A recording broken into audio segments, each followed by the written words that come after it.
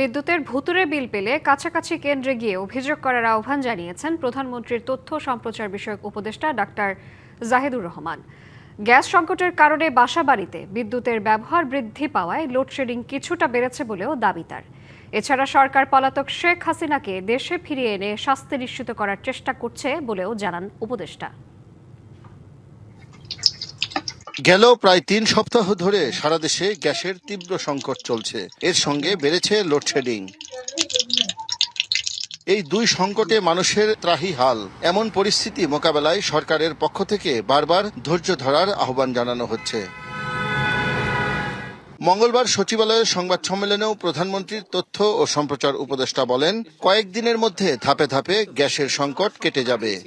এখন যখন একটা টার্মিনাল থেকে গ্যাস আসা বন্ধ হয়ে গেল, এইটা মারাত্মক ক্রাইসিস তৈরি করলো শিল্পে, বাসা বাড়িতে, সিএনজি পাম্পগুলোতে আমরা দেখবো যেগুলো আমাদের চোখে পড়ে প্রচুর। লোডশেডিং তারপরও করতে চায় না সরকার। কি করছে, যেহেতু গ্যাসের বিদ্যুৎ কেন্দ্র কমে গেছে, সরকার অত্যন্ত এক্সপেন্সিভ তরল জ্বালানি, ডিজেল বেস জ্বালানি দিয়েও বিদ্যুৎ উৎপাদন করছে। এক প্রশ্নের জবাবে উপদেষ্টা অতিরিক্ত বিদ্যুৎ বিল এলে নিকটস্থ কেন্দ্রে অভিযোগ দিতে অনুরোধ করেছেন।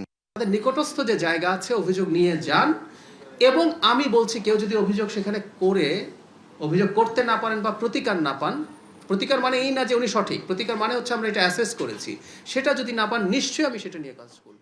দিল্লিতে বসে পলাতক শেখ হাসিনার রাজনীতি করার সুযোগ নেই। আদালতের নিষেধাজ্ঞা থাকায় তার কোনো বক্তব্য গণমাধ্যমে প্রচারের সুযোগ নেই।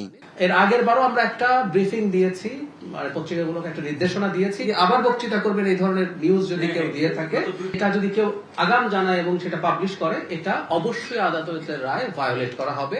শেখ হাসিনাকে দেশে ফিরিয়ে আইনের আওতায় এনে শাস্তি নিশ্চিত করার চেষ্টা করছে সরকার। যারা করেছেন তাদের ব্যাপারে আমরা শাহ ইমন, ডিবিসি নিউজ, ঢাকা।